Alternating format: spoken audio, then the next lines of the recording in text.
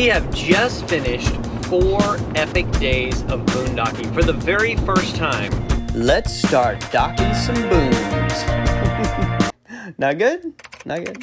That's right, I'm gonna use it anyway. Let me just tell you a little bit about this story. Okay, first off, we were having an amazing time this summer over in South Dakota.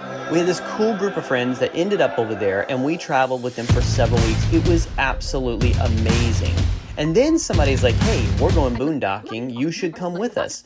And I'm like, we don't do boondocking. But they said, you have to. It's really amazing, and it's a beautiful spot. It'd be great for your first time. And I'm like, I don't have all the stuff for boondocking. And then Michelle's like, we're going to boondock or else. So then I'm like, oh, okay, let's just boondock. So that's how we got here. So we wrote down a couple things that we learned. And boy, did we learn a lot on our first time boondocking. We condensed it down to 4 things that I think are really going to help you. So get ready. Here they are. Not yet. I mean, I'm going to reveal them as it goes, but this is just the beginning. Hang tight. Don't leave.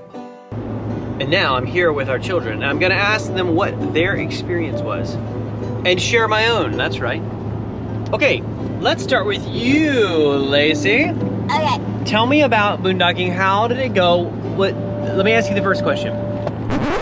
Wait, hold on one second. If you haven't seen the video before this, our 3 tips for newbie boondockers, you should definitely start there so you can see how this whole story unfolded. But anyway, in the meantime, get ready for 4 things that we learned that I think are super valuable. And let's hear what Lacey has to say. Was it what you were expecting? Kind of. Okay. My high is probably that we were there with friends. My low is when it was hot out, we couldn't have the AC running most of the time, so like we would be outside the entire time. Inside it would be hotter than it was outside. I know. Those of you who watched the other video are thinking right now, wasn't that one of your tips to pick the right weather?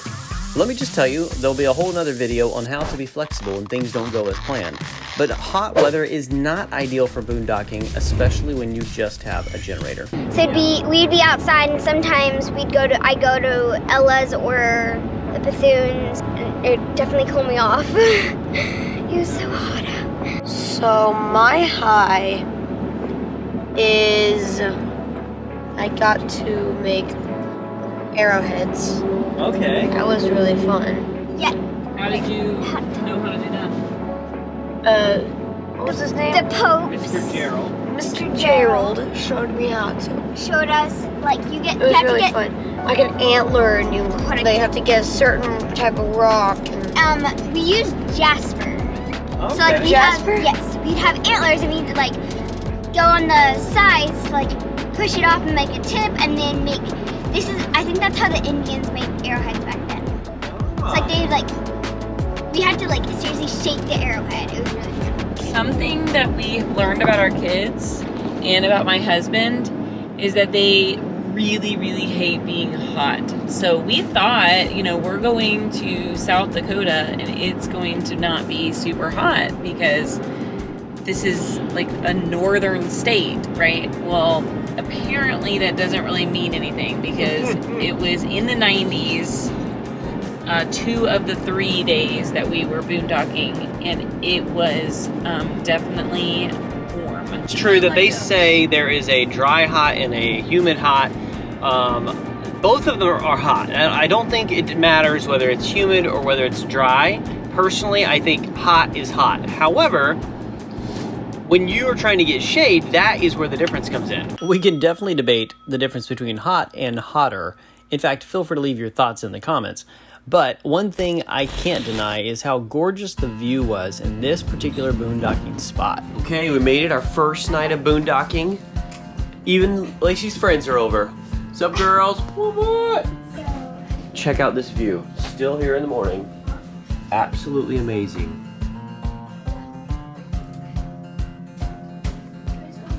There's some wind this morning. It's pretty crazy out there, but it still feels amazing. And our battery worked. Okay, after a night with no power, our battery's held up to 1/3. Fair. Refrigerator's still running, so I'm gonna kick that generator on. I wish I could say that success rate continued on, but alas, it did not. In fact, this was our first learning curve. The next day, it was completely dead before the morning came, and it continued to do that. But we did finally figure out what was creating the problem. And that brings me to our first learning experience that I'm going to share with you. Turn your electric water heater off before you go boondocking. Yes, I know, some of you think this is probably very simple and logical, but for us, our electric button is hidden outside behind a panel on the water heater, and we just leave it on all the time. But that was draining our battery very quickly as it continued to heat the water throughout the day. Be smarter than us. Turn it off. I've got the generator running right now, so building some battery power back up and charging my other batteries, my GoPro and my drone stuff. Man, it feels like we just went over the first thing we learned, and here's the second one. So much learning going on. Plug in all of your batteries to charge, so whenever the generator's running, it will charge them automatically. After our first day, everything we had was dead because we thought to ourselves, we'll just plug it in when the generator's running. But inevitably, that didn't happen for one reason or another. So if you haven't plugged in at the beginning of the day, then they'll be charged by the end of the day. Oh, look at this fort. Nice. Wow, you girls did way better than the guys did yesterday. Oh, I like it. Good job. Where's Lacey? Oh, she's grabbing more supplies. Oh, okay. I'm now bothering Project Track.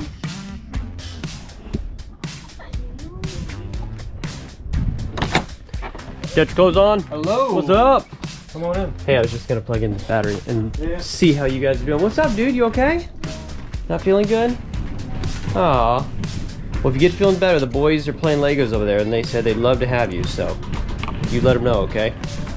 We're heading out to the national park to do a little hiking today with our friends. It's gonna be a warm one and a bright one, but that's really good for your eyes, your cones and bars. It definitely takes a bit to get, that's hot, to get the whole crew together.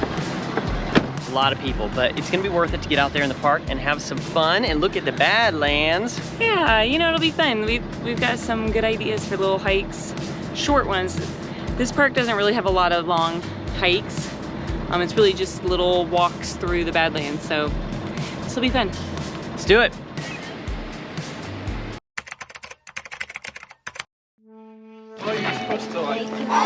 Y'all, June is not the time to go to Badlands. This is hot.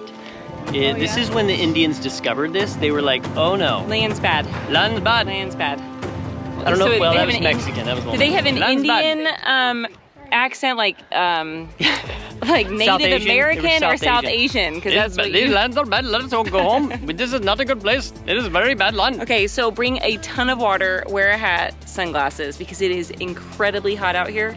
It's very, very pretty, but also, let's see here, it's 2:30 in the afternoon, so probably coming first thing in the morning or last thing at night would be better. Yes. Bring plenty of kids, though. Yes, Kids love heat and rocks and dirt. This is their jam. Okay. All right. Do that. Check that off your list. Badlands. Now, I don't want to give a bad rap to the Badlands, but let me just suggest you not go in the middle of the day in June. Can we talk about dishes for just a minute? I mean, listen, we have to have them, and when I cook, I intend to use every possible dish in my house. I'm not sure why, it's just subconscious. But that makes it really difficult when you're boondocking because you don't really want to spend extra water washing everything or filling up your galley because you can't dump. So there's a lot of variables here. So learn from us on this. Tip number 3, pre-cook your meals ahead of time. Pre-cooking saved us so much time and effort in dishes because we chopped everything, we cooked everything, we bagged it up, and then when it was time to eat, we either heated it up in the Instant Pot outside, connected right to the generator, or we used our Blackstone. This was a huge time saver and a big dishes saver. There you go. Number 3, save your time on dishes. Spend more time outside. We have reached our final day of boondocking. We were gonna leave tonight. We decided to hold off and spend the night and leave in the morning because we are having a great time with our friends. They are camping right over here, and here is our rig. On the edge of the earth it looks like, but it is absolutely gorgeous. It's so peaceful, like this time of day especially. It was very hot today, which makes you really rethink whether you want to be out here boondocking, because there is no air conditioner. We are not set up for that. We are set up just to keep our our refrigerator running. So we don't have the luxury of the AC unit. So you got to make sure you're camping at a time where it's nice and cool. But here I am with my black stone outside, my little setup, and it's amazing. You know, it's just beautiful out here. I don't know how much water we have left. I don't know how much room in the tanks we have left. And I think it'll be enough to get through tonight. But is it worth this view right here? Yes. Yes, it is. And it brings me to another point of what we are realizing is that we need to do a better job of motivating the kids to not leave lights on all the time. It's a real habit of theirs to just constantly leave the light on when they leave the room or any room. I just find that so surprising.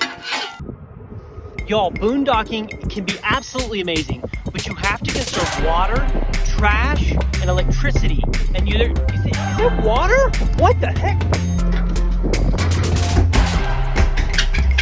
Boondocking!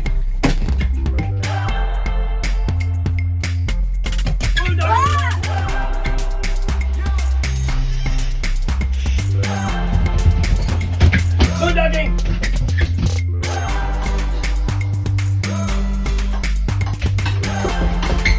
Boondocking!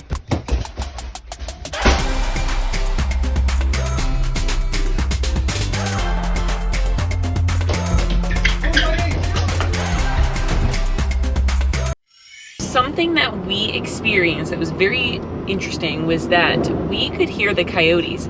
I do not know how far away they were. They sounded like they were right there. But we never actually saw them. Did anybody actually see one? No. No, but I'll tell you what they sounded like. Hold your ears. Okay, hold on. I'm gonna hold my ear. Okay.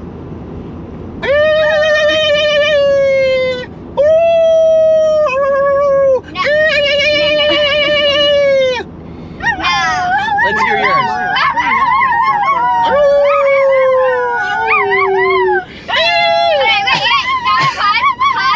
Pause.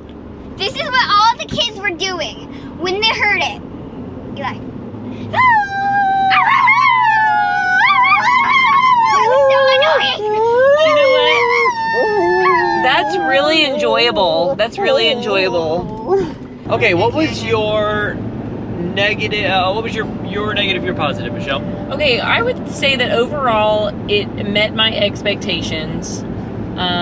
The location was incredible, and that would be my high. The views were so beautiful, just looking out the window as you got up in the morning, and there's the Badlands, and it was just gorgeous. So definitely the high there. I loved that part, and being with friends makes everything better, especially since we haven't seen these friends for like a week.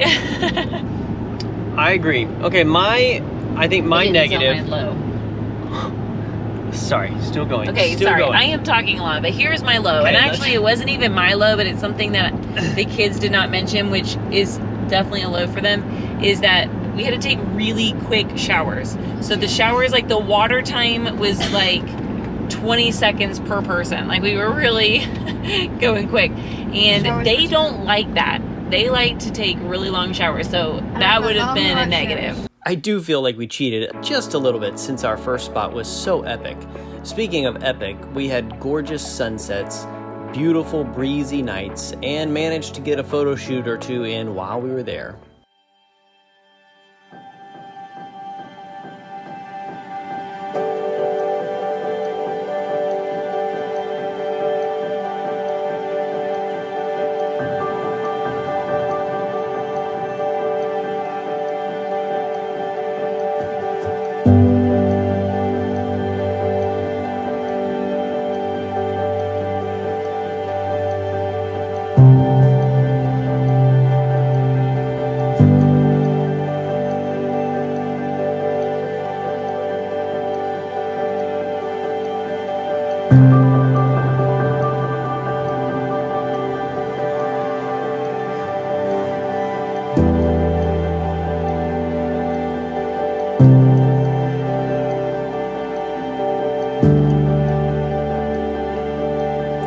slow down. Soak it all in.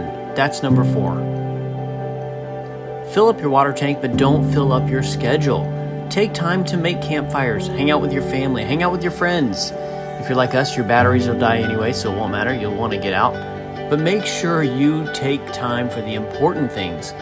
This boondocking thing creates an experience, kind of like camping, that requires you to get out there and do something different.